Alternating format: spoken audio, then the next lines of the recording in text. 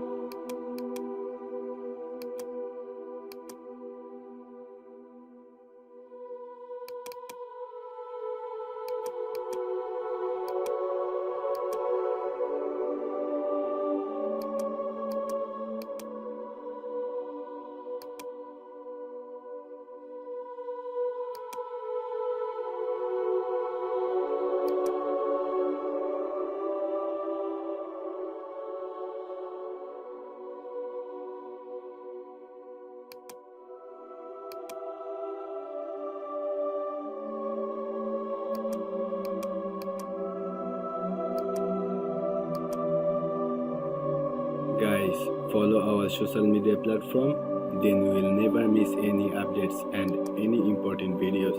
If it is helpful for you, then share this video. If you have any question, then ask, feel free in the comment box.